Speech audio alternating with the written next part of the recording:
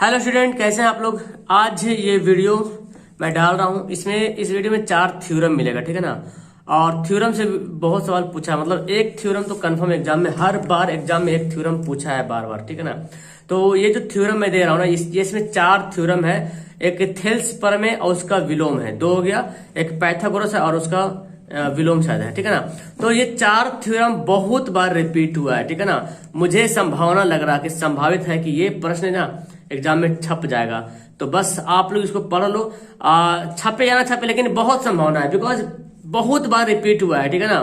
तो मेरे ख्याल से लग रहा है ये संभावित प्रश्न है। इन सभी सवाल को देख लो। थोड़ी लॉन्ग वीडियो हो जाएगी, बिकॉज 4 क्वेश्चन है, तो मतलब थोड़ी सी लॉन्ग हो जाएगी, ठीक है ना। तो इसको चारों को देखना, अच्छी तरीके से देखना, पूरी वीडियो देखना, स्पीड करके देख लो चाहे जैसे भी, लेकिन पूरी वीडियो देख लेना। और नहीं लिखा हुआ तो कॉपी पे छाप लेना, अपने से समझ लेना। ओके, चलिए देखते हैं वीडियो देखिए। पॉइंट 1 है, तो थ्योरम 6.1 हम लोग पढ़ेंगे यहाँ पे, ठीक है। और सवाल की जगह सिद्ध करें कि ये जो मैं लिखा हूँ साधारण प्रतिज्ञा, ये समझ लो सवाल ही है। यदि किसी त्रिभुज की एक भुजा के समांतर अन्य 2 भुजाएं को भिन्न भिन्न बिंदुओं पर प्रतिच्छेद करने के लिए एक रेखा खींची जाए तो अन्य 2 भुजाएं एक ही अनुपात में विभाजित हो जाती है। ये आपका सवाल रहेगा। यहाँ पे शुरू में लिखा रहेगा सिद्ध करें कि किसी त्रिभुज की एक भुजा के समांतर अन्य 2 भुजाओं को भिन्न भिन्न बिंदुओं पर प्रतिच्छेद करने के लिए एक रेखा खींची जाए तो ये अन्य 2 भुजाएं एक ही अनुपात में विभाजित हो जाती है। तो सवाल ये तो आपका दिया हुआ है। इसके बाद आपको क्या करना है, यहाँ पर लिखना पड़ेगा ये जो आंसर आप जो लिखेंगे यहाँ पे, है ना, जो आंसर लिखेंगे वहां पे आपको लिखना पड़ेगा विशेष प्रतिज्ञा। क्या लिखना पड़ेगा? विशेष प्रतिज्ञा। तो आप लिख लेते हैं विशेष प्रतिज्ञा, ये लिख लिए। विशेष प्रतिज्ञा में ही आपको ये जो सवाल बोल रहा है इसके लिए आपको फिगर बनाना पड़ेगा। तो किसी त्रिभुज बोल रहा तो पहले तो एक हमको त्रिभुज यहाँ पे ड्रॉ करना पड़ेगा। आओ मैं इसको पहले ड्रॉ करता हूँ रेड पेन से, तो आपको बहुत अच्छे समझ में आएगा। एक मैं त्रिभुज बनाता हूँ, ठीक है, त्रिभुज बना लिया। अब बोलता है क्या, किसी त्रिभुज की एक भुजा के समांतर, कोई भुजा ये भुजा हो या ये भुजा हो या ये भुजा हो, तो जो ढंग का बने वही बनाना हमको, ठीक है। एक भुजा मान लो ये है, ठीक है।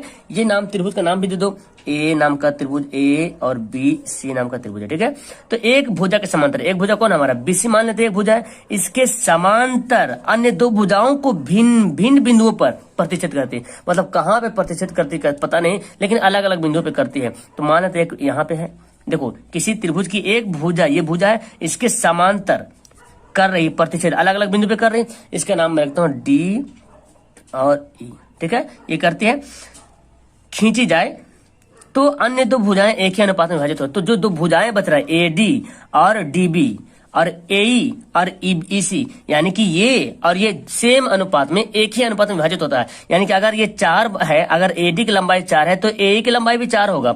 अगर डीबी की लंबाई 2 है तो ईसी की लंबाई भी 2 होता है। यही बोल रहा ना कि अन्य 2 भुजाएं एक ही अनुपात में विभाजित होती है। जो 2 भुजाएं हैं, ये भुजा और एसी भुजा, ए बी भुजा एसी भुजा, सेम अनुपात, एक ही अनुपात में विभाजित होती है। अगर 2 1 है तो यहाँ भी 2 1 होगा, 3 1 है तो यहाँ भी 3 1 होगा, 4 5 है तो यहाँ भी 4 5 होगा। आए समझ में? ये सवाल कहने का मतलब है। अगर यहाँ पे 8 है, एडी 8 है तो ये भी 8 ही होगा ए, और अगर डी बी 2 है तो ये भी 2 होगा।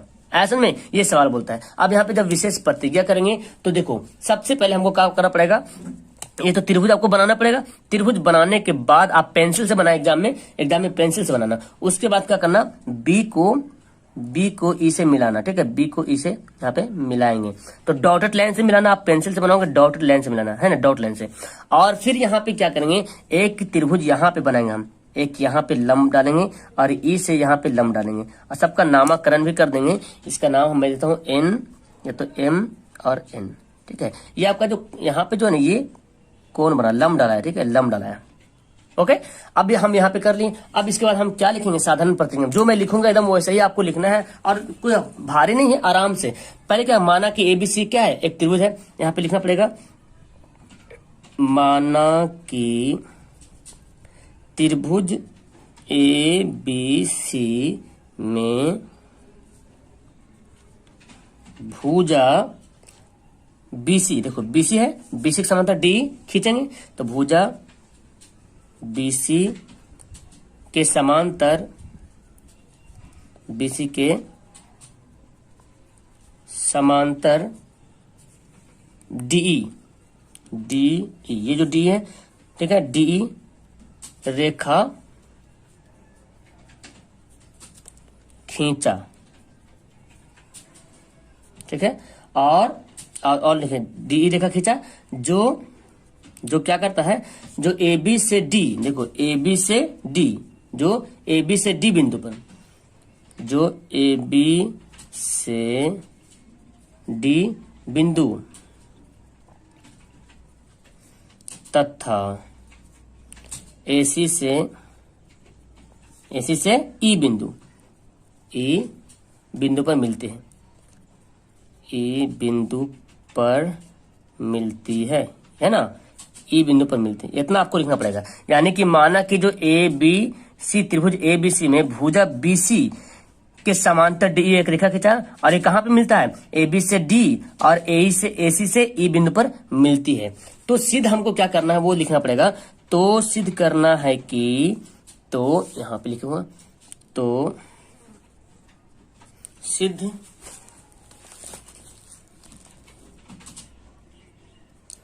सिद्ध करना है कि, क्या सिद्ध करना है, सवाल में क्या बोलता है कि अन्य दो भुजाएं एक ही अनुपात में विभाजित होती है, यानी कि ए बी और ए सी सेम अनुपात में विभाजित होती है, यानी कि ए डी बटा डी बी, और ये किसके बराबर होगा, ए ई बटा ई सी के। ये तो सिद्ध करना हमको, यही निकालना है, यही बोल रहा, ए डी बटा डी बी, ठीक है। देखो ए डी और डी बी, और ये बराबर किसके हैं, ए ई बटा इसी के बराबर है। ये हमको सिद्ध करना, ये लाना हमको, ठीक है, इतना लाना पड़ेगा। तो इतना तो हम लिख दिए। उसके बाद अब करेंगे रचना। ये जो हम जो लिखे हैं ना, ये सब, ये रचना में ये सब लिखेंगे। जो हम यहाँ से ये लाइन खींच दें, ये लाइन खींच दें, यहाँ पे ये बीई को और डीसी को मिला दिए, ये रचना में करेंगे। तो यहाँ पर लिखेंगे, जिसके जस्ट सामने यहाँ पर लिखेंगे क्या, रचना लिखेंगे। रचना में क्या क्या रचे हैं उसको हमको यहाँ पे दिखा देना है। डी से देखो, डी से जो डी से डीएम और ई से ईएन है ना, क्या कहें, भुजा एसी पे एसी, ये एसी और एबी पे क्या कहें, लंब डाले, है ना। डी से डीएम, डी से डीएम और ई से ईएन, भुजा एसी और एबी पे क्या कहें, ये लंब डाले, 90 डिग्री यहाँ पे बनाए ना, तो लंब डाले। लंब क्यों डाल रहे हैं आपको भी पता चला, क्योंकि त्रिभुज यहाँ पे बनाना पड़ेगा, एक त्रिभुज ये और एक त्रिभुज ये, यानी कि ये हमको निकालना पड़ेगा, एडी और डी भी निकालना पड़ेगा, और इधर से एई और ए सी निकालना पड़ेगा। तो पहले रचना लिख लेते हैं, डी से डीएम तथा ई से ईएन क्रमशः का मतलब एक मतलब मुतवातिर, इसको बोलते ना, पहले एक किए फिर उसके बाद किए। तो डी से डीएम और ई से ईएन क्रमशः भुजा एसी तथा एबी, देखो एसी तथा एबी पर लंब डाला, ठीक है, लंब डाला। उसके बाद फिर आप क्या बोलते हैं, और फिर हम क्या किए, बीई और डी को मिलाए, है ना। तो यहां पे लिख देंगे बीई तथा डीसी को मिलाया। तो ये सवाल मैं हाथ से इसलिए बता चुकी, ऐसे ही फिर समझ नहीं आता, इसलिए मैं कोशिश किया हूं कि हाथ से ही मैं आपको बताऊं तो सबसे ज्यादा बेहतर रहेगा। मिला दिए। अब आपको यहाँ पे प्रमाण करना पड़ेगा। क्या करना पड़ेगा, प्रमाण। इसी के जस्ट सामने, रचना के जस्ट सामने यहाँ पे लिखेंगे प्रमाण। अब देखो प्रमाण में क्या आपको करना पड़ेगा, यहाँ समझो। ये जो प्रमाण जो बोल रहा है, प्रमाण में हमको क्या करना पड़ेगा, यहाँ पे देखो तो त्रिभुज बना ए डी ई, एक त्रिभुज बना ए डी ई, ठीक है। और यहाँ पे बनेगा बी डी ई, एक त्रिभुज ये बनेगा बी डी ई। ये दोनों का क्षेत्रफल निकालेंगे। उसके बाद फिर दूसरा में करेंगे ए डी ई और फिर डी ई सी, एक इधर वाला, यानी कि इधर आधार लेना है। जैसे इसका जब बनाएंगे तो आधार इसका हो जाएगा और इसका ये आधार हो जाएगा, इधर बनाएंगे इसका ये आधार हो जाएगा, इसका ये आधार हो जाएगा। तो इस तरह से हमको बनाना पड़ेगा। तो पहले प्रमाण में क्या लिखेंगे, त्रिभुज ए डी ई का क्षेत्रफल निकालेंगे, ए डी ई का क्षेत्रफल लिखेंगे। प्रमाण में यहाँ पे लिखना है, एक मिनट, यहाँ पे लिखना पड़ेगा, प्रमाण लिखें, त्रिभुज ए डी ई का क्षेत्रफल। अब देखो क्षेत्रफल का फॉर्मूला क्या होता है जी, आप जानते हैं, त्रिभुज का क्षेत्रफल 1/2 गुना आधार गुना ऊंचाई, ये तो होता है फॉर्मूला। अब देखो जब ए डी ई निकालते हैं तो हमको क्या चाहिए, हमको ए डी चाहिए ना, हमको क्या चाहिए, यहाँ पे हमको ए डी चाहिए फिलहाल, ए डी और यहाँ पे ई एन, देखो यहाँ पे ई एन, यहाँ समझो बहुत अच्छे तरीके से। तो हाफ तो लिख रहे हैं, आधार इसमें कौन बनेगा, आधार, ये जो त्रिभुज ए डी ई है, तब इसमें हम आधार ये मानेंगे, कौन मानेंगे, ए डी क्या मानेंगे, आधार मानेंगे। और ऊंचाई क्या होगा, चूंकि ये लंब है ना, तो ई एन क्या हो जाएगा, ई एन एन ई या ई एन जो बोलो, ये आपका क्या होगा, ऊंचाई हो गया। त्रिभुज ए डी ई के क्षेत्रफल में ए डी हो जाएगा आधार, और ये जो लंब है ना, यही तो लंब है। त्रिभुज का लंब कैसे निकालते हैं, ये लंब है जो लंब डाले यहाँ पे। अब ये पता नहीं कि 90 डिग्री कितना है, पता नहीं, लेकिन हम यहाँ पे ये लंब डाले इसलिए 90 डिग्री ये बनता हमारा। तो ई एन हमारा होगा लंब, आधार गुना ऊंचाई जिसको बोलते हैं। तो यहाँ पे लिखेंगे ए, तो हमारा 1/2 तो हो गया। अब आधार कितना है, देखो आधार हमारा है ए डी, है ना, ए डी आधार हो गया, और ई एन क्या हो गया, ऊंचाई हो गया। आधार गुना ऊंचाई यहाँ पे लिखेंगे, तो यहाँ पर लिखेंगे ए डी गुना क्या बनेगा, ई एन, या एन ई जो बोलो, ई एन हो गया। एक हमारा हो गया। फिर अब करते हैं इसको ऐसे रहने दो, समीकरण फर्स्ट करो, यहाँ पे कोई दिक्कत नहीं। और फिर लिखेंगे अब किसका निकालेंगे, ठीक है, अब निकालेंगे त्रिभुज डीबीई या बीडीई का क्षेत्रफल निकालेंगे, बीडीई। अब जब बीडीई का क्षेत्रफल निकालेंगे तो आधार क्या होगा हमारा, बीडी हो जाएगा, और ऊंचाई क्या होगा, ऊंचाई यहाँ पे क्या होगा, जब इसमें ऊंचाई निकालेंगे तो इसमें जो क्षेत्रफल बनेगा क्या बनेगा, देखो B D B D E, ठीक है, बी डी ई का क्षेत्रफल निकालेंगे तो आधार हमारा तो डी बी हो जाएगा, और क्षेत्रफल यहाँ पे ऊंचाई जो होगा इस त्रिभुज के लिए वही हमारा जो ई एन जो यहाँ पे आ रहा है ना, ई एन हमारा यहाँ पे ऊंचाई के आसपास में दिखेगा। ओके, तो आप पूछोगे सर कि हमारा ये ई एन कैसे लंब हो जाएगा। तो देखो मैं आपको क्या बताया था कि लंब किस पे डाले, यहाँ पे देखो डी से डीएम और ई से एन, कहाँ पे, ए सी और ए बी पर लंब डाले, ए बी पर लंब डाले, मतलब ए बी पर लंब डाले। आप कहीं पे भी रहेगा तो ये लंब के काम करेगा, ई एन जो है लंब का ही काम करेंगे, यहाँ रहे चाहे यहाँ रहे, उससे कोई मतलब नहीं, क्योंकि ए बी रेखा पर लंब डालाया। अब त्रिभुज ये रहे या त्रिभुज ये रहे, ये लंब आपका वही गिनती में आएगा, ई एन ई। तो यहाँ पे लिखेंगे त्रिभुज क्या लिखें, बी डी ई का क्षेत्रफल, त्रिभुज बी डी ई का क्षेत्रफल, वही फॉर्मूला होता है 1/2 गुना आधार गुना ऊंचाई, ठीक है।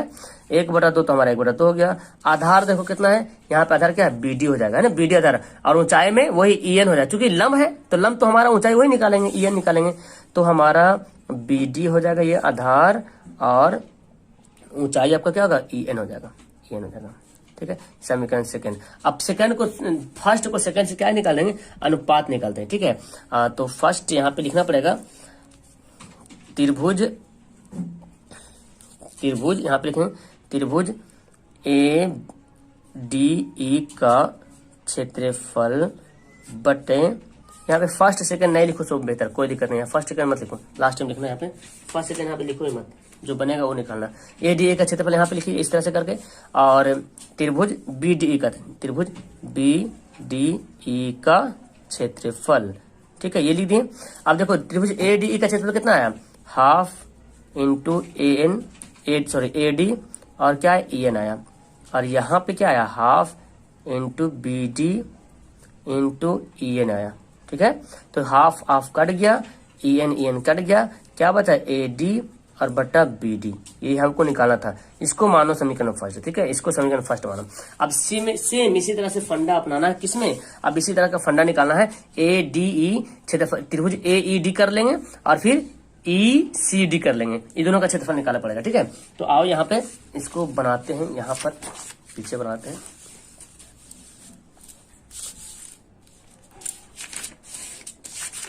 यहीं पे बनाते हैं बेहतर रहेगा। चलो अब लिखते हैं पे, अब त्रिभुज, देखो जी देख रहे हैं यहाँ पे, त्रिभुज किसमें लिखें, ए ई डी लिखते हैं, यहाँ पे इसका नाम चेंज करते हैं, त्रिभुज ए ई डी कर लेते हैं, कोई दिक्कत नहीं, ए डी ई ही नाम रखेंगे तो भी वही होगा, और नहीं भी रखेंगे तो भी वही होगा, ठीक है, या ए डी ई कुछ भी नाम रखेंगे। त्रिभुज ए डी ई का क्षेत्रफल क्या फॉर्मूला होता है, 1/2 गुना आधार गुना ऊंचाई। अब देखो 1/2 तो ठीक है, आधार, अब हम इस त्रिभुज में आधार को किसको मानेंगे, ए ई को मानेंगे आधार, ठीक है, ए ई को क्या मानेंगे, ए ई को अब मानना पड़ेगा हमको आधार। तो अब हमको लिखना पड़ेगा ए ई, आधार के रूप में ए ई, और जो लंब इसका होगा, जो ऊंचाई होगा वो क्या होगा, डीएम होगा। तो यहाँ पर लिख लेंगे ए ई गुना DM, ठीक है। अब फिर निकालेंगे तथा त्रिभुज किसका, अब देखो किसका क्षेत्रफल निकालेंगे, अब निकालेंगे CED या DEC, कुछ भी बोलो, है ना। तो त्रिभुज CED का क्षेत्रफल क्या होता है जी, 1/2 इंटू आधार गुना ऊंचाई। बहुत ही इंपॉर्टेंट चैप्टर में पढ़ा रहा हूँ आप लोग को, ठीक है। 1/2 इंटू, देखो आधार इसमें क्या है, अब इसका आधार क्या हो जाएगा, EC हो जाएगा, है ना। इसका आधार क्या होगा, जाहिर सी बात है यहाँ पे आधार जो दिख रहा है आपको, यह इस त्रिभुज में EC दिख रहा, तो EC लिखेंगे यहाँ पे आधार। और ऊंचाई क्या होगा, सेम इसी तरह से इसमें ऊंचाई होता है EN, तो इसमें भी ऊंचाई क्या होगा DM या MD जो बोलो, क्योंकि ये जो लंब है ना DM, ये AC पर लंब है, ना कि सिर्फ AE पर लंब है, AC पे पूरा पे लंब, इसलिए ऊंचाई इसका, इस त्रिभुज का ऊंचाई यही गिनती करेंगे, DM लिखो या MD लिखो, बात बराबर है ना। अब फिर यहाँ पे उसी तरह से करेंगे, इसलिए त्रिभुज ADE का क्षेत्रफल बटा त्रिभुज CED का क्षेत्रफल, ठीक है।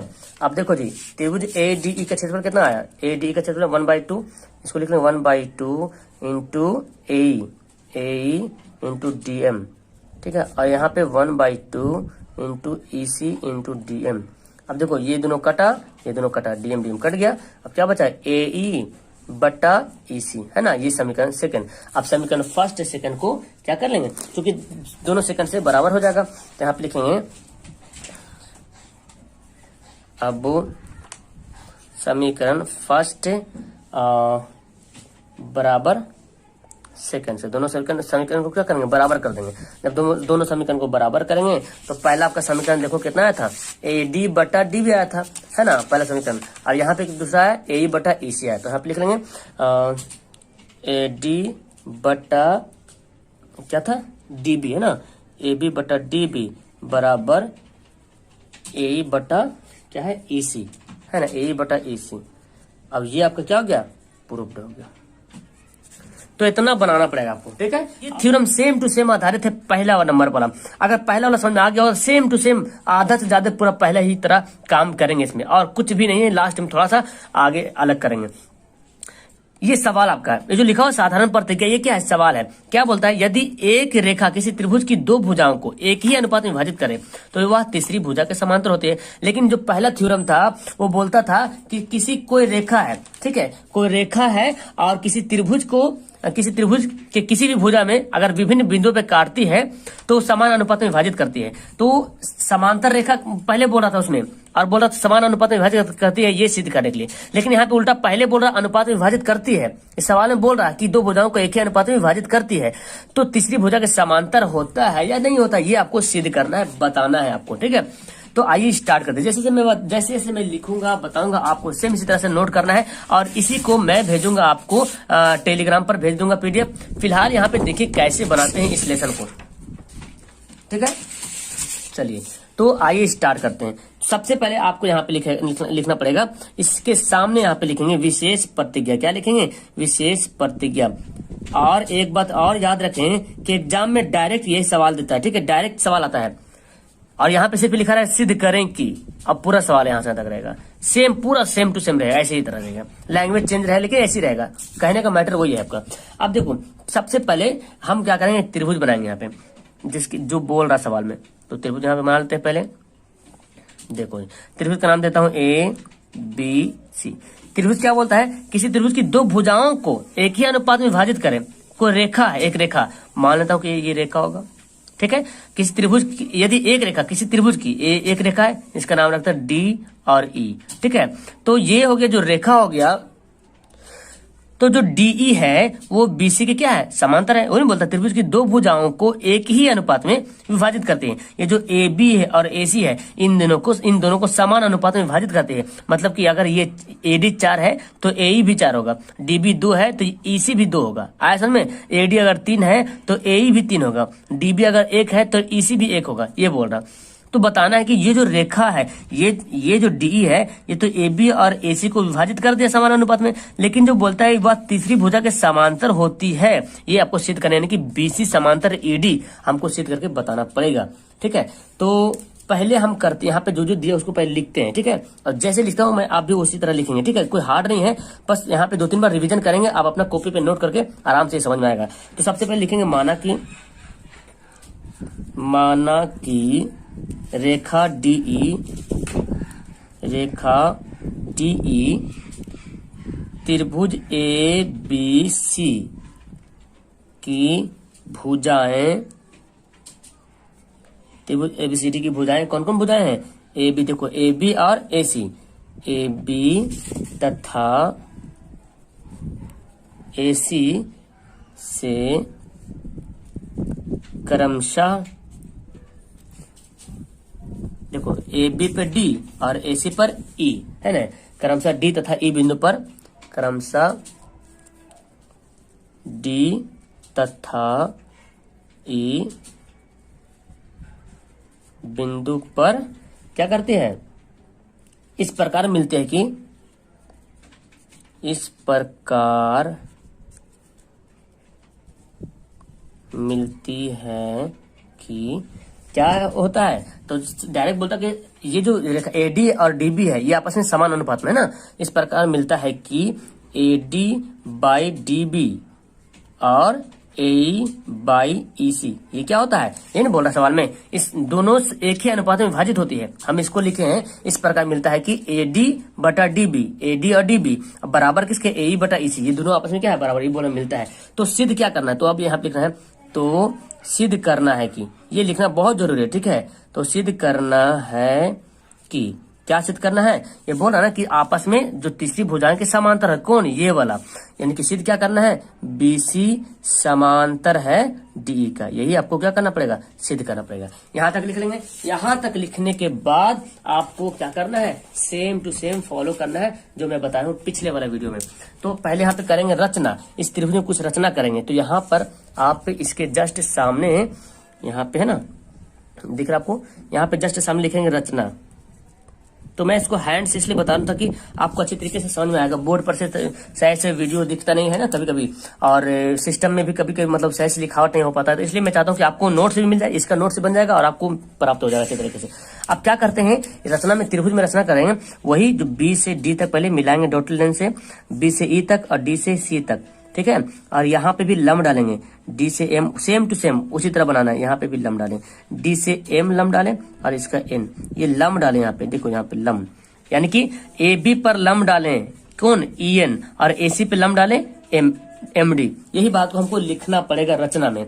तो देखो D से DM, D से DM और तथा E से EN, क्रमशः AB और ABC पर क्या किया? लंब डाला, वही हमको लिखना पड़ेगा। तो यहाँ पे लिखेंगे, जो D से DM जो लंब डाले, DM, ये किस पे लंब डाला हुआ है? AC पर। और E से EN जो लंब किस पे डाला है? AB पर। तो लिखना पड़ेगा D से DM तथा E से EN, E से EN क्रमशः भुजाएं, पूरा अच्छी तरीके से लिखना पड़ेगा इसको, ठीक है। थोड़ा सा ये क्वेश्चन इसी तरह से है ही है, आपको 5 नंबर कैसे मिलेगा? ये क्वेश्चन इतना इजी भी नहीं है, ठीक है, जो समझ रहे हैं। और इसी के आधार पे आपका सवाल बनेगा जो किताब में दिया हुआ है। भुजाएं किस पर? क्रमशः भुजाएं। अब देखो जो D से DM है किस पर? AC, तो पहले लिखेंगे AC तथा AB, है ना, ये क्या है? AB है, इधर AB पर लंब डाला, AB पर लंब डाला, ये लिख लिए। और क्या किए? B, और क्या किए? यहाँ पे देखो DC और BC को करके मिलाएं, DC और BE को मिलाएं। तो यहाँ पे लिखना पड़ेगा BE तथा DC को मिलाया, है ना, BE और DC को क्या मिला दिए। यहाँ तक करके रचना में करेंगे। रचना के करने के बाद आपको नीचे यहाँ पे लिखना पड़ेगा प्रमाण, ठीक है। हवा चल रही है, 1 मिनट, चलो। तो यहाँ पर लिखना पड़ेगा हमको प्रमाण। अब हमको प्रमाण देना पड़ेगा। क्या प्रमाण है? अब सेम टू सेम कैसे निकालेंगे? ADE का क्षेत्रफल निकालेंगे। ADE जो पहला थ्योरम था, पहला थ्योरम सेम टू सेम पूरा बनाना है प्रमाण में, सेम टू सेम। ये भी पूरा लिखा हूं मैं, वही रचना में भी पहला भी सेम रचना किए थे, सिर्फ यहाँ पे हल्का चेंजिंग है, ठीक है। अब प्रमाण में जो पहले किए थे इसमें भी सेम प्रमाण करना है। तो त्रिभुज ADE का क्षेत्रफल निकालेंगे और फिर BDE का क्षेत्रफल निकालेंगे, ठीक है। तो पहले लिखते हैं यहाँ पे त्रिभुज ADE का क्षेत्रफल। पहला जब समझ जाएंगे तो दूसरा आराम से समझ में आएगा। क्या फॉर्मूला होता है? 1/2 गुना आधार गुना ऊंचाई, ये तो होता है। अब देखो 1/2, इसका आधार देखो क्या है, ADE का क्षेत्रफल में आधार हमको ये लेना है, आधार तो ये भी होगा लेकिन हमको ये लेना है आधार AD, और ऊंचाई क्या होगा EN। ये AB पर लंब है तो AB पर जो भी त्रिभुज बनेगा सभी का लंब जो है ना वही ऊंचाई होगा, ठीक है। AB पर जो भी त्रिभुज बनेगा, AB रेखा पर जो भी त्रिभुज बनाएंगे उस त्रिभुज का लंब EN ही जोड़ा जाएगा। और अभी हम ADE ले रहे हैं तो इसका आधार हो गया AD और लंब होगा EN, तो हम लिख लेते हैं AD गुना EN, ये लिख लिए। उसके बाद फिर आप किसका निकालेंगे? BDE का निकालेंगे क्षेत्रफल। तो यहाँ पे लिखते हैं तथा त्रिभुज BDE का क्षेत्रफल। क्या फॉर्मूला ये बैठाएंगे? 1/2 गुना आधार गुना ऊंचाई, 1/2 इंटू आधार देखो क्या है, इसका आधार BD है और ऊंचाई EN है। बताया था A से लेकर B तक इस रेखा पर जो भी त्रिभुज बनेगा उसका ऊंचाई वही होगा, क्योंकि ये लंब है, EN क्या है? लंब है। तो हमारा आधार हमारा BD है, ऊंचाई EN है।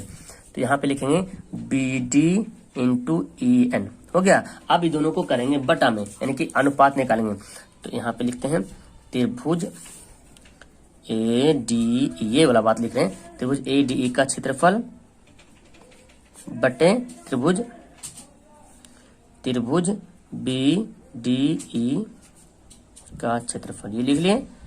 अब देखो ADE का क्षेत्रफल कितना है, यही आया ना मेरा 1/2 इंटू AD गुना EN आया, और यहाँ पे क्या आया 1/2, देखो ये लिखें BD गुना EN, क्या आया 1/2 कट गया, EN कट गया, क्या बचा? AD बचा और BD बचा, AD बचा और BD बचा। इसको मानो समीकरण फर्स्ट कर लो तो वो भी ठीक है, नहीं तो फिर रुक तो बताते मैं कैसे कैसे करना है। यहाँ तक कर लिए। उसके बाद अब नेक्स्ट करेंगे हम लोग यहाँ पे करेंगे नेक्स्ट, ठीक है। यहीं पे इसको रखता हूं तथा अब किसका निकालना है? देखो अब निकालना किसका, अब फिर हम लिखेंगे ADE का क्षेत्रफल, फिर वही लिखेंगे त्रिभुज ADE का क्षेत्रफल फिर से, तथा त्रिभुज ADE का क्षेत्रफल, वही फॉर्मूला 1/2 इंटू आधार इंटू ऊंचाई, ठीक है। 1/2 इंटू आधार हमारा क्या है, देखो आधार, इसका आधार आपका क्या, देखो ADE निकाला। अब आधार हमको A ही लेना है, इधर वाला आधार लेना है A, और इसका ऊंचाई क्या होगा DM। ये देखो AC पर जो है लंब क्या है, DM है, तो AC पर कहीं पर भी त्रिभुज बनेगा लंब यही DM ही कहलाएगा, DM बोलो या MD बोलो, कुछ हो गया। फिर निकालेंगे एवं अब क्या निकालते हैं, देखो EBC CED या DEC कुछ भी लिखो यहाँ पे, तो त्रिभुज DEC का क्षेत्रफल, यहाँ पे कुछ भी लिख सकते हैं, कोई दिक्कत नहीं। त्रिभुज DEC का क्षेत्रफल क्या होता है, फॉर्मूला 1/2 इंटू आधार इंटू ऊंचाई, ये हो गया। तो 1/2 इंटू आधार कितना है जी, इसमें आधार क्या होगा, EC हो जाएगा, आधार EC हो जाएगा आधार, और ऊंचाई वही हो जाएगा, क्या होगा इस त्रिभुज में ऊंचाई हमारा DM ही हो जाएगा, DM या MD। अब फिर वही यहाँ पे उसी तरह से करेंगे, इसलिए यहाँ पे यहाँ पे लिखेंगे त्रिभुज ADE का क्षेत्रफल बटा त्रिभुज DEC का क्षेत्रफल, हो गया। अब इसका क्षेत्रफल क्या आया 1/2 इंटू AE इंटू DM, ये आया था, और इसका क्षेत्रफल क्या आया 1/2 इंटू AC इंटू DM। काटाकाटी करो, काटाकाटी करके काटाकाटी यहाँ पे हो गया, क्या हुआ AE यहाँ पे बचा और EC बोलो या CE बोलो, बात बराबर है, ये हो गया। अब क्या करते हैं प्रश्न में, यहाँ पे आप देखो, यहाँ पे आपका मेन काम शुरू होता है। यहाँ तक तो पहले से तरह बना दिए, अब यहाँ पे आपका मेन काम शुरू होगा। यहाँ पे लिखेंगे प्रश्न से, प्रश्न में क्या दिया हुआ है, प्रश्न दिया हुआ है कि AD बटा BD जो कि बराबर है AE बटा EC का, है ना, यही तो था। देखो ये तो प्रश्न दिया हुआ था AD बटा DB और मिलती है AE बटा EC, ये प्रश्न दिया हुआ था, हमको लाना ये फिलहाल, तो ये प्रश्न में आपका दिया हुआ है। तो अब आप बताओ ये जो AD बटा DB है ये किससे आया है, हम इस AB बटा DE के जगह पे हम ये लिख सकते हैं, देखो यहाँ पे समझो अच्छी तरीके से, ए बी बटा डी भी है और हमारा यहाँ पे भी ए डी बटा डी भी है। तो इसके जगह पे हम ये वाला वैल्यू पुट कर सकते हैं, त्रिभुज ए डी का क्षेत्रफल लिख सकते कि नहीं लिख सकते जी। तो अब यहाँ पे हमको लिखना पड़ेगा त्रिभुज ए डी ई का, आपको दिखाई देते हैं यहाँ पे क्या लिखता है, देखो त्रिभुज ए डी ई का क्षेत्रफल है ना, ये लिखना पड़ेगा क्योंकि इसके बराबर में हमारा ये वाला ये जो है इसके बराबर है। तो त्रिभुज ए डी ई का क्षेत्रफल, ओहो, त्रिभुज ए डी ई का क्षेत्रफल बटा क्या है, त्रिभुज बी डी ई का क्षेत्रफल है ना, त्रिभुज बी डी ई का क्षेत्रफल हो गया, यहाँ पे लिख लिए।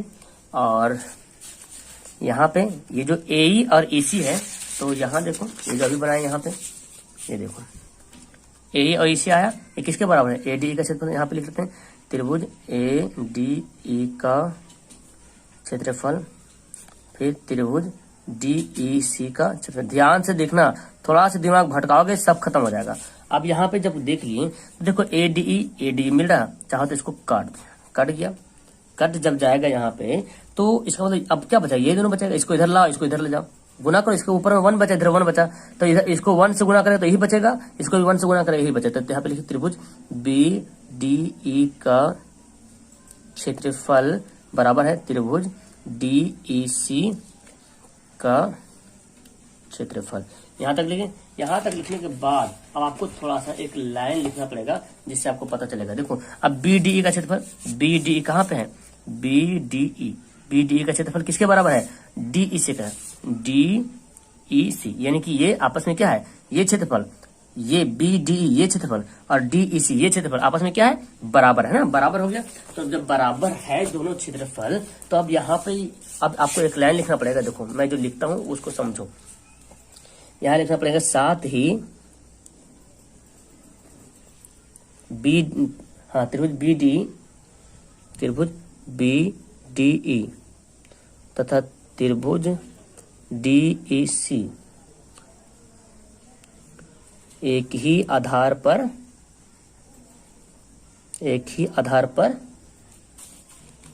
डी के देखो ये जो है त्रिभुज बी डी और ई डी सी एक ही आधार क्या आपका है, यही आधार है, ये जो आधार आपका है, जो त्रिभुज किससे बना, ये आधार देखो डी बी ई या बी डी ई करो तो इसका ये अगर ये लेते हैं आधार तो आपका ये आधार मिलता है। और यहाँ पे देखो ई सी डी या डी ई सी बोलो तो इसका भी आधार, ये दोनों आधार सेम हो रहा, तो दोनों त्रिभुज का आधार वही आ रहा है, डी ई आ रहा। तो यहाँ पे लिखेंगे साथ ही त्रिभुज बी डी ई तथा त्रिभुज डी ई सी एक ही आधार पर डी ई के एक ही और क्या है, स्थित है। तो जब ऐसा कंडीशन है तो इसलिए यहाँ पर जो BC जो है समांतर हो जाएगा DE का, BC DE के क्या होगा, समांतर हो जाएगा। आपका ये क्या हो गया, प्रूव्ड हो गया। यही आपको निकालने के लिए बोल रहा है, यानी कि ये जो त्रिभुज BDE था और DEC, अब जाहिर सी बात इस त्रिभुज का यही आधार है, इस त्रिभुज का भी यही आधार है और एक ही आधार पे इन दोनों जो है आधार इसी पे स्थित है। इसका मतलब ये जो रेखा है और ये जो त्रिभुज आ रहा है, ये जो देखो ये जो रेखा आ रहा है ये, और इधर से जब निकाल तो ये इस त्रिभुज का भी यही आ रहा और इस त्रिभुज का भी यही आ रहा। मतलब ये जो लाइन है BD के क्या है, BC के क्या है, DE जो BC के क्या है, समांतर है। तो वहां पे लिख दें BC ED के DE के क्या है, समांतर है, BC समांतर है DC का। अब हमारा यहाँ पे पूरा हो गया, BC DE के क्या हो गया, समांतर हो गया। तो इस तरह से आपका यहाँ पे थ्योरम नंबर 2 फिनिश हो जाता है। अब थ्योरम के आधार पे तो सवाल रहता ही रहता है, लेकिन आपको डायरेक्ट थ्योरम ही सवाल रहता है। लिखा रहता है क्या कि सिद्ध करें कि, यहाँ पे लिखा रहेगा सिद्ध करें कि एक समकोण त्रिभुज में कर्ण का वर्ग शेष दो भुजाओं के वर्गों के योगफल के बराबर होता है। इस थ्योरम का नाम है पाइथागोरस थ्योरम। क्या नाम है, पाइथागोरस थ्योरम। मैं यहाँ पे लिख देता हूं पाइथागोरस परमेय, है ना, पाइथागोरस परमेय भी इसका नाम है। और इस पाइथागोरस का 2 परमेय है, एक तो ये हो गया, एक तो पाइथागोरस का विलोम आता है, पाइथागोरस के विलोम, पाइथागोरस परमेय के विलोम होता है। तो पहले इसको पढ़ लेंगे थ्योरम नंबर 8, उसका थ्योरम नंबर 9 में पढ़ेंगे उसको। तो फिलहाल अभी हम लोग 6.8 पढ़ने वाले हैं और बहुत अच्छे तरीके से मैं आपको अंडरस्टैंड कराऊंगा। तो आपको ध्यान से देखना है, ठीक है। जब आप थ्योरम को पढ़ रहे हो तो बहुत सतर्क रहना पड़ेगा, माइंड को एक जगह कंसंट्रेट करके देखना पड़ेगा। आइए सबसे पहले यहाँ पे क्या करते हैं, यहाँ पे लिखेंगे हम लोग विशेष प्रतिज्ञा। क्या लिखेंगे? विशेष प्रतिज्ञा। इसी फॉर्मेट में आपको बनाना है, ठीक है। इसी फॉर्मेट में आपको बनाना है, तब लगेगा हाँ एक सटीक आंसर आ रहा है। तो सटीक आंसर बनाना है। इसको लिखने के बाद सबसे पहले तो आप बनाओ एक समकोण त्रिभुज बनाओ पहले, है ना। समकोण त्रिभुज हमको बनाना पड़ेगा। तो समकोण त्रिभुज यहाँ पे बनाते हैं 90 डिग्री वाला, ठीक है। यहाँ से हो गया एक समकोण त्रिभुज। इसका नाम देता हूं मैं ABC, नाम दे दिया। अब बोलता है कि समकोण त्रिभुज में कर्ण, ये जो कर्ण होता है ना AC, वो AB का स्क्वायर यानी कि AC का स्क्वायर जो होता है, AB के स्क्वायर और BC के स्क्वायर के योग के क्या होता है? बराबर होता है। जानते हैं बहुत अच्छी तरीके से। तो यहाँ पे वही हम बात यहाँ पे लिखते हैं। यहाँ पे लिख देते हैं कि माना कि ABC एक क्या ऐसा त्रिभुज है? एक समकोण त्रिभुज है। ये मान लिए। तो जब मान लिए हैं तो जब समकोण त्रिभुज हो गए ABC में, तो जिसमें कोण B बराबर कितना डिग्री होगा? कोण B बराबर 90 डिग्री, है ना। कोण B बराबर क्या हो जाएगा? 90 डिग्री। तो सिद्ध क्या करना है?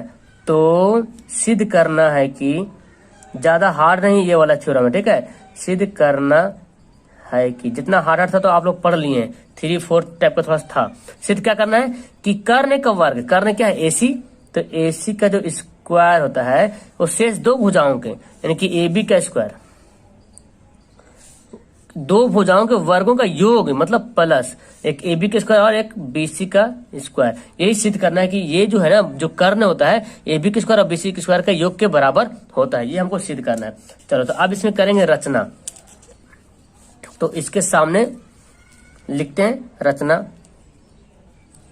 रचना में क्या करते हैं, यही जो आपका जो देख रहे हैं ना, यहाँ पे एक लंब डालते हैं, ठीक है। तो जब लंब डालेंगे, ये तो ऑलरेडी ABC में तो B ऑलरेडी लंब है, 90 डिग्री है। और जब यहाँ पे लंब डालें तो ये D क्या बन गया? यहाँ पर ये बन गया 90 डिग्री। इधर से ले लो या इधर से ले लो, है ना। दोनों यहाँ पे जो बन गया 90 डिग्री, यहाँ पे हम मान रखते हैं इसका D नाम रख दिए। अब जो हम रचना किए उसको यहाँ पे लिखते हैं ताकि B से BD AC पर क्या किए? लंब डालें। B से BD AC पर लंब डाला, वही लिखना पड़ेगा। B से BD कर्ण AC पर लंब डाला। ये तो लंब डाल दिए। अब हमको यहां से बताना पड़ेगा परमाण। हमको यहाँ परमाण करना पड़ेगा। तो परमाण यहाँ पे लिख लेते हैं,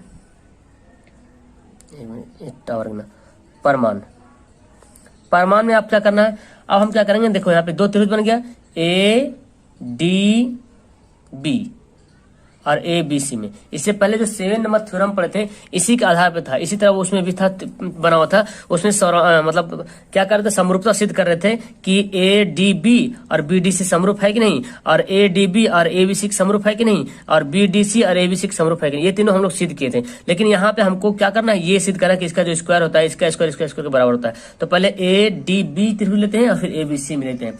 तो आप जो जानते हैं ये तो समरूप होता ही होता है ना। क्योंकि अभी पहले हम सिद्ध किए थे इसके पहले 6.7 में। तो वही लिखते हैं त्रिभुज ADB में, त्रिभुज ADB तथा त्रिभुज ADB तथा त्रिभुज ABC में समरूप पहले सिद्ध कर लेंगे। इसको समरूप पहले दिखा देंगे समरूप होता कि नहीं होता है। तो क्या उसमें क्या क्या दिख रहा है? देखो वही कंडीशन यहाँ पे आ रहा। अगर यहाँ पे लेना चाहेंगे तो ADB में D क्या है? समकोण है, और ABC में B क्या है? समकोण है कि नहीं। तो यहाँ पे लिखना पड़ेगा कोण ADB बराबर है कोण त्रिभुज ABC। त्रिभुज ADB बराबर त्रिभुज ABC। यहाँ पे इस त्रिभुज में D समकोण है, इस त्रिभुज में B समकोण है। बराबर कितना डिग्री है? 90 डिग्री है, ठीक है। फिर आपको फिर क्या दिख रहा है कि उभयनिष्ठ इसमें कौन है, मतलब कॉमन कौन है? ABC में A कॉमन हो रहा और BAD में A कॉमन हो रहा है ना। देखो BAD में A आ रहा और ABC में भी A आ रहा। तो आप लिख लेंगे त्रिभुज BAD जो बराबर है BAC। बीच में से देखो A आ रहा कि नहीं आ रहा? ये क्या है? उभयनिष्ठ है, ठीक है। उभयनिष्ठ मतलब कॉमन है, उभयनिष्ठ बोले तो कॉमन है। तो शेष क्या बच गया, शेष कौन त्रिभुज बचा इसमें। अब देखो हमको डी तो निकाल लिए, ए डी बी में डी पता कर लिए, ए पता कर लिया, अब क्या बचा बी बचा, तो ए बी डी लिख सकते हैं, जी लिख सकते हैं आराम से। शेष कौन A B D, A B D किसके बराबर है, शेष त्रिभुज किसके बराबर है, ए बी सी। तो यहाँ पे ए तो पता चल गया हमको, बी पता चल गया, क्या पता करना, सी पता चलना है, तो ए बी सी ऐसे भी लिख दो, ए बी सी यही पता चल रहा। या तो ए सी बी भी लिख सकते हैं ना, ए सी बी वही लिख दो, ए सी बी है ना, ज्यादा बेहतर रहेगा। अच्छा यहाँ पे जो लिखे हैं उभयनिष्ठ है, तो ये तो ठीक था। और 90 डिग्री कहाँ गया, ये तो ठीक है, ए बी सी 90 डिग्री। तो यहाँ पे ए सी बी लिखो, ए सी बी है ना, ए सी बी, ए सी बी ये हो गया। देखो डी ए बी, अरे हमने देखो डी कौन डी कौन ए कौन बी लिखा गया, कौन बी ए सी लिखा गया, तीनों कौन लिखा गया। तो ये तीनों कौन आपका आपस में मिल रहा, तो क्या होगा, कौन कौन समरूपता से होगा, है ना। इससे पहले बनाया था, याद होगा आपको, कौन कौन समरूपता से, कौन कौन समरूपता से। तो कौन कौन समरूपता से क्या हो गया, त्रिभुज ए डी बी, ये ए डी बी और बी ए बी सी क्या है, समरूप है। ए डी बी त्रिभुज और त्रिभुज ए बी सी क्या है, समरूप है। अब जब समरूप हो गया है, इसका मतलब ये हो कि ए बी, जो ए बी है, देखो ए डी बी जब त्रिभुज लेते हैं तो ए डी बी में कौन सा कर्ण होता है, ए बी होता है, और ए बी में कौन सा कर्ण है, ए सी कर्ण है। तो ए बी बटा ए सी हो जाएगा, होगा कि ना होगा। तो यहाँ पे लिखेंगे ए बी बटा ए सी, ठीक है। और फिर ए डी, देखो ए डी ये क्या आधार है, और यहाँ आधार क्या है, ए बी सी, और यहाँ देखा जाए तो आधार क्या मिल रहा है, ए बी मिल रहा है। देखो ए डी बी में ये हम लिए आधार, और यहाँ जब लेंगे तो ए बी आधार लेंगे, ए बी सी में ए बी आधार लेंगे, तो ए डी बटा ए बी ये हो गया। अब हम इसको क्या करेंगे, देखो ए बी से गुना करेंगे, ए बी से गुना करेंगे तो क्या होगा, ए बी का स्क्वायर हो जाएगा, और इसको गुना करो तो A C into A D, इसको समीकरण बना लो फर्स्ट। अब इसी प्रकार बीडीसी करेंगे, बीडीसी और एबीसी में, है ना, बीडीसी और एडीसी में करेंगे। तो आप जान रहे हैं अभी इससे पहले बनाए, तो जब इसी तरह करेंगे बीडीसी और एबीसी में करेंगे तो यही कौन आएगा, इस तरह बनेगा, समरूप हो जाएगा। तो यहाँ पे हम डायरेक्ट लिख लेंगे इसी प्रकार, उसको बनाने की जरूरत नहीं, लिख लेंगे इसी प्रकार त्रिभुज बीडीसी तथा त्रिभुज ए बी सी समरूप है, होगा कि नहीं। इसी प्रकार जब करें तो दोनों आपस में क्या हो जाएगा, समरूप हो जाएगा। अब जब दोनों आपस में समरूप हो जाएगा तो हम उसको क्या करेंगे, हम यहाँ पे लिख सकते हैं बीसी बटा एसी। देखो अब ये जब त्रिभुज जाएंगे तो बीसी, देखो बीडीसी में कर्ण कौन, बीसी होता है, और एबीसी में कर्ण कौन होता है, एसी होता है। तो यहाँ पे लिखेंगे बीसी, इसलिए बीसी बटा एसी हो गया। और फिर डीसी बटा बीसी, देखो इसमें डीसी लेंगे और इसमें क्या लेंगे, बीसी लेंगे, डीसी बटा बीसी। अब देखो जी बीसी को बीसी से गुना करेंगे तो क्या होगा, बीसी स्क्वायर और एसी इंटू डीसी। समीकरण इसको क्या करेंगे, सेकंड करेंगे। अब समीकरण सेकंड और थर्ड को जोड़ देंगे तो ए बी स्क्वायर आ गया, बीसी स्क्वायर आ गया। अब ये दोनों को क्या करेंगे, जोड़ देंगे। यहाँ पे लिखते हैं पीछे में, समीकरण फर्स्ट जोड़ सेकंड से, फर्स्ट को सेकंड से जोड़ देंगे, यानी कि ए बी का स्क्वायर तो आ जाएगा और बीसी का स्क्वायर आ जाएगा। देखो जी यहाँ देखो ए बी का स्क्वायर, और यानी कि इधर वाला बाएं साइड के साथ जुड़ेगा, ये वाला इसके साथ जुड़ेगा, ठीक है। तो ए बी स्क्वायर जोड़ दिए, और A C into D C, A C into D C ये लिखना पड़ेगा। तो यहाँ पे लिखते हैं A C into D C plus A C into D C है, sorry A C into A D है, A C into A C, A C into A D, A C into D C. तो A C into A D है, sorry A C into A D है, और A C into D C है ना, ए C into D C है। अब देखो ए सी मिल रहा है यहाँ पे, तो ए सी ले लिए कॉमन, क्या बचा A D plus D C, ये नहीं बताया A D plus D C. अब आप जानते हैं जी, देखो ए डी और D C, A D D C मिलकर क्या बनेगा, ए सी बनेगा, ए डी और डी सी, यहाँ से तक ए डी, यहाँ से तक डी सी है, तो ये दोनों मिलकर हम ए सी लिख सकते हैं कि नहीं लिख सकते हैं, बिल्कुल लिख सकते हैं। तो हम इसके जगह पे क्या लिख देंगे, ए सी इंटू ए सी, और ये क्या हो जाएगा, ए सी का स्क्वायर हो जाएगा। तो यहाँ पे इसलिए यहाँ पे ऐसे ए सी स्क्वायर जो है ए बी का स्क्वायर प्लस BC का स्क्वायर के क्या है बराबर है। AC का स्क्वायर जो है AB square plus BC square के जोड़ के बराबर है, और ये क्या हो जाएगा प्रूव्ड हो जाएगा। तो इस तरह से आपका कितना आसान से ये पूरा क्लियर हो गया। और ये आपको कब बनाना आएगा, जब आप थ्योरम नंबर 7 पढ़ोगे, 7 नंबर, तो ये बहुत अच्छे तरीके से समझना है, क्योंकि इसमें हम क्या कि समरूपता को यहाँ दिखाएं। एक समरूपता जब दिखाएं उसमें हम तीनों समरूप दिखाए थे, ADB और ABC बताए थे समरूप के लिए, फिर BDC और ABC बताए समरूप के लिए, और फिर बोले कि ADB और BDC आपस में ये दोनों आपस में समरूप है, तो समरूपता उसमें सिद्ध किए थे। ठीक है, तो अगर 6.7 अच्छी तरह से समझ में आया होगा तो ये इजी से समझ में आ गया होगा, इसमें और कुछ भी नहीं लगा होगा, क्योंकि उसमें ना यही बताए थे, ये जो आप देख रहे हैं ना, ये जो समझ में आया ना आपको, यही बताए थे अलग अलग से, तो उसी का ये पार्ट समझ लो अगला पार्ट है। तो इस तरह से आपका थ्योरम नंबर 6.8 जो है बहुत इंपॉर्टेंट है, पाइथागोरस थ्योरम। एग्जाम में बहुत बार ये थ्योरम आता है। ठीक है, पाइथागोरस थ्योरम और थेल्स पर में, ये 2 थ्योरम पाइथागोरस का, 2 थ्योरम थेल्स का, यानी कि 4 थ्योरम जो है बहुत ही काफी अहम है। तो आइए क्या बोलता है जी, यदि किसी त्रिभुज की एक भुजा का वर्ग अन्य 2 भुजाओं के वर्गों के योग के बराबर होता है। अब पता है, अभी हम थ्योरम नंबर 8 में यही सिद्ध किए थे कि त्रिभुज का एक भुजा का वर्ग जो होता है अन्य 2 भुजाओं के वर्गों के योग के बराबर होता है, ये सिद्ध किए थे। लेकिन बोलता बराबर तो होता है, लेकिन पहली भुजा का सम्मुख कोण समकोण होता है, बहुत इंपॉर्टेंट है। चलिए तो हम इसको पहले क्या करेंगे, सबसे पहले यहाँ पर करेंगे विशेष प्रतिज्ञा। आपको तो ये फॉर्मेट पता चल गया होगा, चूंकि शुरू से पढ़ रहे हैं आप लोग, नहीं पढ़े ना पूरा तो डिस्क्रिप्शन में लिंक दिया हुआ, वहां पे जाइए, थ्योरम नाम का लिखा हुआ है, प्लेलिस्ट थ्योरम नाम का खुलेगा, पूरा थ्योरम, नो थ्योरम पूरा उसमें रखा हुआ है, या तो फिर मैथ सब्जेक्टिव लिखा हुआ उसमें भी जाएंगे तो मिल जाएगा विशेष प्रतिज्ञा। अब विशेष प्रतिज्ञा में पहले क्या करेंगे, सबसे पहले बोलता किसी त्रिभुज की एक भुजा का वर्ग अन्य 2 भुजाओं के वर्गों के योग के बराबर होता है। ये त्रिभुज कैसा रहेगा, जब कुछ त्रिभुज का एक वर्ग होगा और अन्य 2 भुजाओं के वर्गों के योग के बराबर होता है, तो वो त्रिभुज कैसा होता है जी, वो त्रिभुज होता है समकोण। कैसा होता है, समकोण त्रिभुज होता है। तो हम समकोण यहाँ पे ड्रॉ कर लेंगे यहाँ पे। चलिए अब यहाँ पे नाम देता हूं मैं ABC नाम दे दिया। अब हमको यहाँ पे मानना पड़ेगा जी, तो मान लेते हैं यहाँ पे माना कि त्रिभुज ABC एक त्रिभुज है, त्रिभुज माना कि ABC एक त्रिभुज है। ठीक है, तो त्रिभुज माने हैं, तो जिसमें क्या दिया हुआ है, जब जो त्रिभुज बनाए ABC उसमें क्या दिया हुआ है कि वर्गों के भुजाओं का, त्रिभुज के एक भुजा का वर्ग यानी कि AC का, इसमें जो है AC का स्क्वायर जो है AB का स्क्वायर प्लस BC के स्क्वायर के बराबर है, ये बोलता है ना। ये तो शुरू में हम लोग बनाए, इसको सिद्ध भी किए थे। तो इसमें ये दिया हुआ, हम जो माने ना ये त्रिभुज, इसमें ये सब दिया हुआ है। चूंकि हम माने एक त्रिभुज है तो पहले बोल दिया ये त्रिभुज एक त्रिभुज ऐसा हो जो इस रूल को फॉलो करता हो, इस रूल को फॉलो करा दिया यहाँ पे। तो सिद्ध क्या करना है, तो सिद्ध यही करना है, तो सिद्ध करना है कि क्या सिद्ध करना है, बोलता है कि पहली भुजा का सम्मुख कोण, ये जो पहली भुजा देख रहे AC, इसके सामने वाला कोण, सम्मुख कोण जो है समकोण होता है, मतलब 90 डिग्री होता है। कहने का मतलब कि ABC जो है क्या है 90 डिग्री है, कोण ABC बराबर 90 डिग्री। आया समझ में। हमको क्या सिद्ध करना है कि जो पहली भुजा कोण हमारा AC है, इसके सम्मुख कोण का होता है, सामने वाला जो भुजा के सम्मुख कोण, सामने वाला जो कोण होता है उसको बोलते हैं सम्मुख कोण। तो भुजा के सम्मुख कोण जो है B है वो है 90 डिग्री, यही हमको सिद्ध करना है। अब हमको पहले करना पड़ेगा रचना। क्या करना पड़ेगा, रचना करेंगे तभी होगा। यहाँ पे लिखते हैं रचना।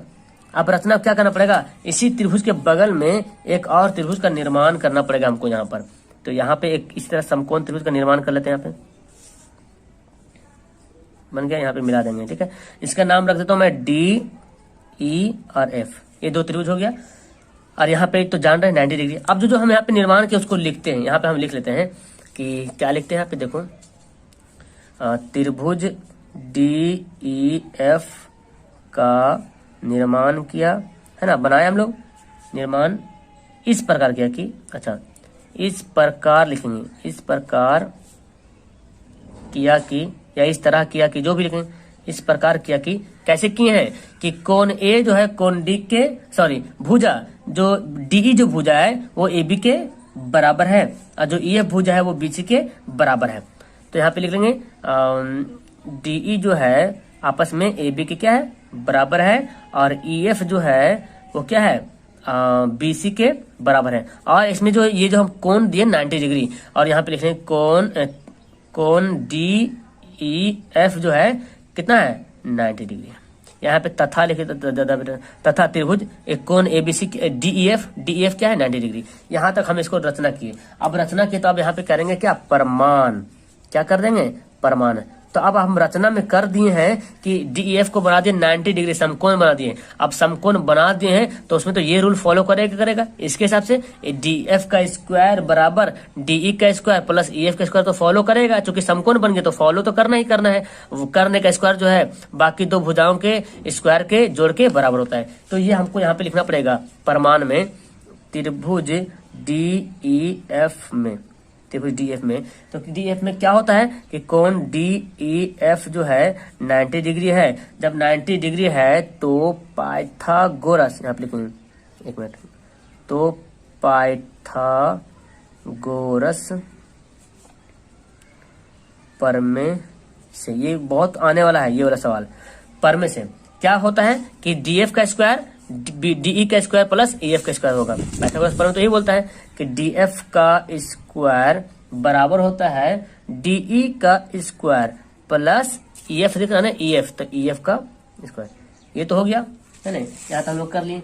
जब यहाँ पे कर लिए हैं तो अभी हमने क्या माना कि डीई जो है AB के बराबर है, ईएफ जो है BC के बराबर है, यही ना माने। देखो डीई जो है AB के बराबर है, ईएफ जो BC के बराबर है, ये माने। तो अब यहाँ पे लिखते हैं डीएफ का स्क्वायर डीई की जगह पे हम AB लिख सकते हैं क्या, क्योंकि अभी तो बताए हैं रचना में क्या है, बराबर है। तो यहाँ पे लिखते हैं, यहाँ पे क्या लिखते हैं AB का स्क्वायर, और जो ईएफ है इसके जगह पे क्या है BC लिख सकते हैं, क्योंकि अभी हम तुरंत लिखे कि ईएफ जो है BC के बराबर होता है। तो ये दोनों आपस में बराबर होता है, इसके जगह पे हम इसको भी डाल सकते हैं, कोई दिक्कत नहीं। तो यहाँ पे लिखते हैं BC का स्क्वायर। अच्छा ये कहाँ से लाए हम, ये BC AB कहाँ से लिए, तो हम लिख दें यहाँ पे रचना से DE बराबर AB और EF बराबर BC, तब क्लियर हो जाएगा कि हाँ हम कहाँ से लिखे हैं। ठीक है, यहाँ तक समझ आ गया।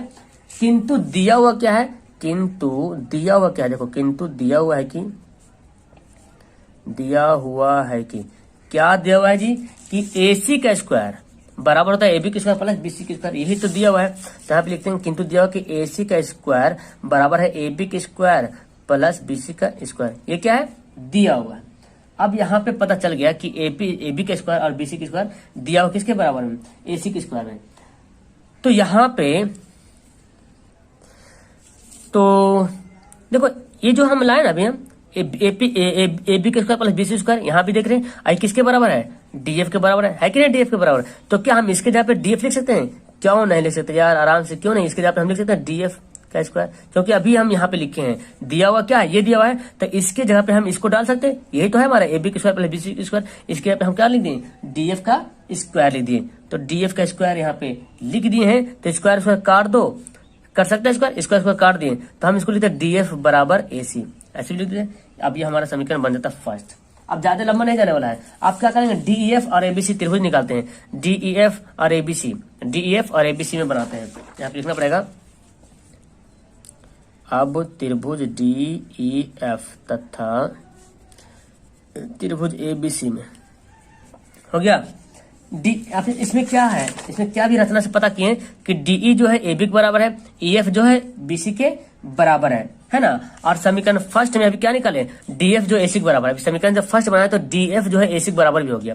अभी तक तो हम लोग जान रहे थे कि EF जो है BC के बराबर है, DE AB के बराबर है, लेकिन जब समीकरण जब बनाए यहाँ पे तो DF जो है AC के बराबर भी हो गया, यानी कि इसका भी कर्ण इसका भी कर्ण आपस में क्या हो गया, बराबर हो गया। तो वही बात हम लोग लिखने वाले यहाँ पर है कि DE बराबर AB, EF बराबर BC और AC DF बराबर AC, यही बात हम यहाँ पे लिखने वाले हैं। DE बराबर AB, ये कहां से आया, तो ये आया रचना से, है कि नहीं, रचना में था ना, देखो ये तो रचना में था, कहाँ गया रचना, देखो यहाँ पे रचना है, रचना में हम ये दोनों बोले बराबर होगा, ये भी दोनों बोले बराबर होगा, तो रचना से लिख लिए। और फिर आपको यहाँ पे एक और है EF बराबर AC, ये भी कहां से आया, रचना से। आप लोग अच्छे से लिखना, ठीक है, रचना से। और फिर आपका अभी समीकरण फर्स्ट क्या निकाले कि DF जो है किसके बराबर है, AC के बराबर है। दोनों AC के से आएगा, नहीं ये BC है आपका, BC। EF जो है BC के बराबर है और DF जो है AC के बराबर। कहां से आए, देखो DF जो है AC के बराबर, समीकरण फर्स्ट से। तो यहाँ पे लिखेंगे समीकरण फर्स्ट से, हो गया, यहाँ तक लिख लिए। अब जब यहाँ पे लिख लिए तो तीनों भुजा आपस में क्या हो गया, बराबर हो गया, ये भुजा भी बराबर हो गया, ये भुजा बराबर हो गया, ये भुजा बराबर हो गया, तीनों भुजाएं आपस में बराबर हो गया। तो अभिगृहित जो बनेगा, तो अभिगृहित एस एस एस है ना, साइड साइड साइड, यानी कि भुजा भुजा भुजा। तो क्या होता है जब भुजा भुजा हो गया तो त्रिभुज जो डी ई एफ जो त्रिभुज है ये आपस में क्या हो गया, सर्वांगसम हो गया। त्रिभुज ए बी सी का आपस में क्या हो गया, सर्वांगसम हो गया। तो सर्वांगसम जब होता है, तो जब सर्वांगसम होता है तो दोनों त्रिभुज आपस में क्या होता है, बराबर होता है। यानी कि त्रिभुज जो है या तो कोण, सॉरी, जब सर्वांगसम होगा तो ये कोण आपस में क्या होगा, बराबर हो जाएगा। यानी कि डी ई एफ कोण जो है एबीसी के आपस में क्या है, बराबर है। तो लिख लेंगे कोण डी ई एफ बराबर हो गया कोण ए बी सी। अब जब बराबर हो गया, अभी डी एफ को क्या माने थे हम लोग, 90 डिग्री माने कितने कितने, देखो यहाँ पे डी एफ को माने थे क्या हम लोग, डी ई एफ को माने हम लोग 90 डिग्री। अब जब ये डी ई एफ जो है एबीसी के बराबर हो गया, इसका मतलब जो ये है वही ये है ना जी, जो ये है वही ये है। तो यहाँ पे लिख लेंगे इसलिए कोण ए बी सी बराबर 90 डिग्री है ना, एबीसी बराबर 90 डिग्री। और ये आपका क्या हो गया, प्रूव्ड हो गया। तो यहाँ पे आपको ज्यादा मतलब कुछ करना नहीं था, जो पाइथागोरस जो थ्योरम था उसी के आधार पे इसको बनाना था, ठीक है। तो पाइथागोरस का जो पहला थ्योरम था उसी के आधार पे इसको बनाए हैं। और यहाँ पे देखो बस कुछ नहीं, यहाँ पे एक रचना किए हैं और इसके आधार पे इसको बनाया गया है। और रचना में जो जो किए हैं आप यहाँ पे देख सकते हैं कि A B D F A B के बराबर किए हैं, ई एफ बी सी बराबर किए। और ये जो ई है ये आपका 90 डिग्री था, है ना, 90 डिग्री था। जब इसको बनाए हैं तो कर्ण भी बराबर हो गया, ए सी और डी एफ। देखो बनाए तो ए सी और डी एफ आपस में क्या हो गया, देखो हो गया ना बराबर, ए सी डी एफ बराबर हो गया। अब इसी को हम लोग यहाँ पे जब किए हैं तो दोनों त्रिभुज में तीनों भुजाएं आपस में क्या हो गया, बराबर हो गया। तो तीनों भुजा जब बराबर होता है तो अभिगृहित एस एस यानी कि साइड साइड साइड से क्या होता है, दोनों त्रिभुज सर्वांगसम होता है। जब त्रिभुज जब सर्वांगसम होगी तो उनके कोण भी आपस में क्या होंगे, बराबर हो जाएंगे। तो जब डी एफ को माने थे 90 डिग्री तो ये भी हो गया 90 डिग्री, ऑलरेडी पहले से हो जाएगा। तो इस तरह से आपका बताइए। Okay, that's all, thank you everyone, have a nice day.